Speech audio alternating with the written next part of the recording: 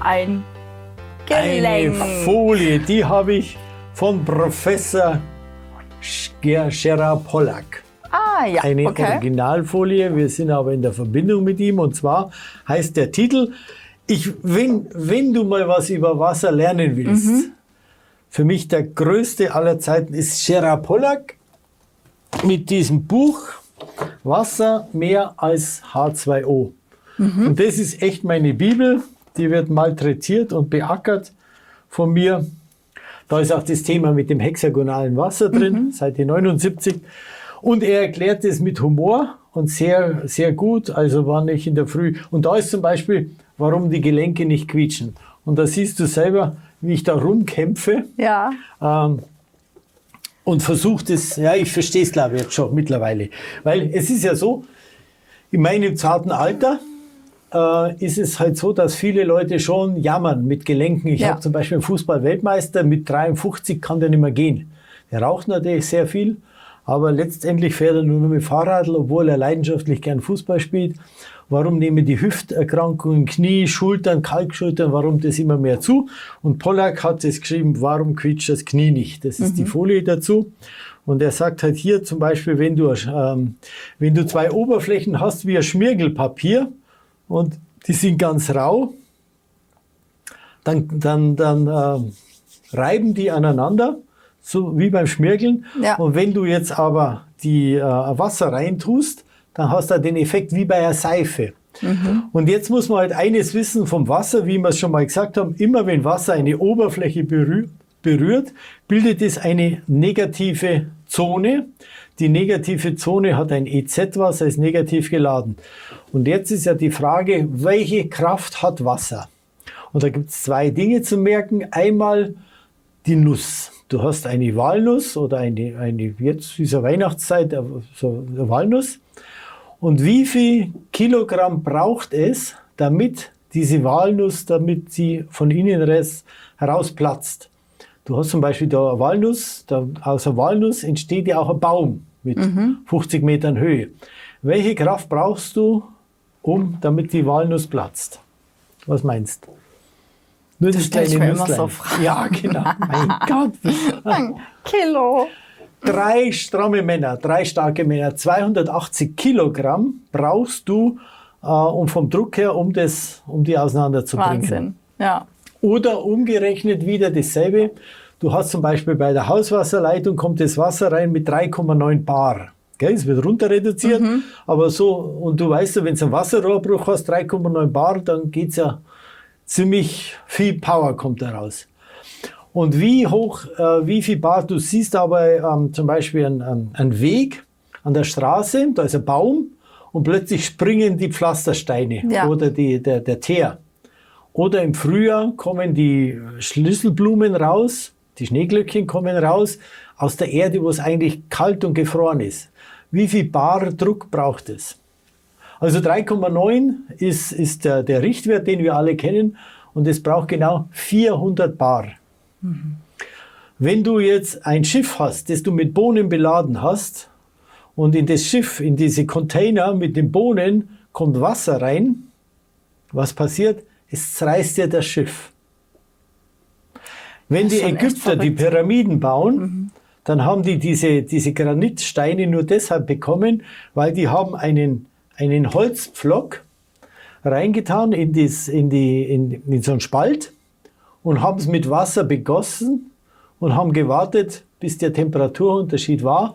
Und wie ich schon gesagt habe, 400 Bar, die Kraft der Sonne tut es dazu, dass dir die Granitsteine, dass es zerreißt, dass die gesprengt werden. Und so haben die das gemacht, so geht es. Also das ist die Kraft des Wassers. Und wenn ich die Kraft des Wassers, die 400 Bar transformiere und ich hydriere ein Knie gut, dann muss ich halt so hier sehen, ich habe ja hier immer beim Wasser unten diese negative Ladung, die EZ-Zonen, die ist zum Teil 2-3 Millimeter.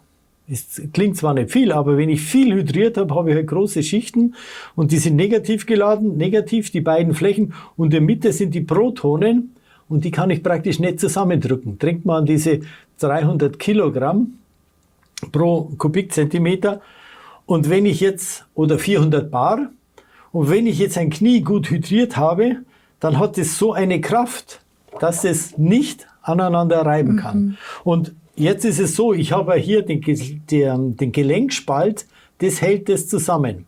Und jetzt habe ich halt zwei Ursachen. Die Dehydration, das heißt zu wenig Wasser, oder dann, wo wir schon mal gesprochen haben, wenn die inneren Organe das ganze Wasser brauchen, dann nehmen die natürlich das alles raus und füllen es auch wieder mit Müll auf und sie nehmen mir das Wasser.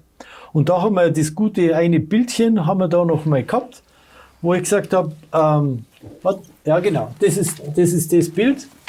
Ja, ich sag, da hat man halt jetzt die Gelenkkapsel. Und hier sieht man natürlich, das ist hydriert.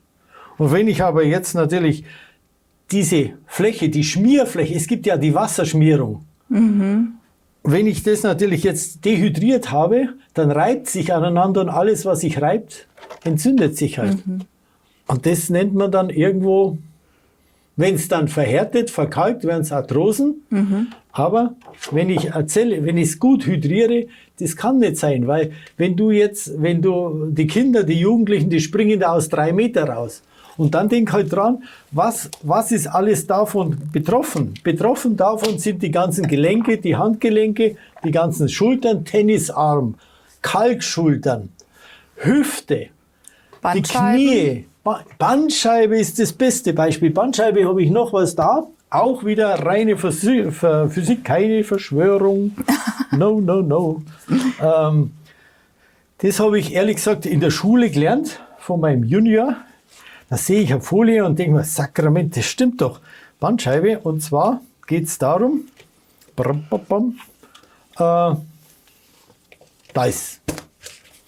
das ist natürlich das Bild schlechthin. Du siehst hier bei der Bandscheibe, das gebe ich dir wieder. Ja. Man sieht hier, das sind die Bandscheiben, die haben 85% Wasseranteil. Also das ist schulmedizinisch klar, 85% Wasseranteil. Wenn ich jetzt ein Wasser habe, ein hochohmiges Wasser, wie wir gerade schon gesagt haben, mit reinem Wasser, dann habe ich da einen Widerstand von 60.000 Ohm. Lauretaner wirbt mit 60.000 Ohm, weil es halt keine Mineralisierung hat, keine leitenden Stoffe, egal was immer drin ist. 60.000 Ohm sagt Lauretaner. Dann nehme ich mein Messgerät und dann sehe ich Leitungswasser, München, 1500 Ohm. Das heißt, ich kann das kann ich zusammenquetschen. Hier läuft aber der Nervenkanal. Und dann habe ich nämlich den Widerstand im Nervenkanal und den zwickt es mir zusammen. Der wird gequetscht, das nennt man dann Bandscheibenvorfall oder Hexenschuss. Das hatte ich immer mein Leben lang hatte ich das Thema. Und Leute wie der Bagman Gelic, das habe ich vorhin schon mal gezeigt, der hat dieses Buch geschrieben, bei Rückenbeschwerden. Da machst du ein paar Übungen, dass sich die Bandscheiben wieder füllen, nimmst hochohmiges Wasser, Lauretaner, Plose, Black Forest oder Hornberger Lebensquell, 4 Wochen probieren, Übungen dazu machen und mal schauen, was passiert. Das ist jetzt keine Heilaussage, hoffentlich. Aber das ist logisch, das ist pure Physik. Also, und darum ist die Reinheit des Wassers das A und O. Und darum quietscht unser Knie nicht. Das ist, glaube ich, die Auflösung auf die Frage. Einfach pure Mathematik und nachgewiesen, diese EZ-Zonen, die sind halt alle da.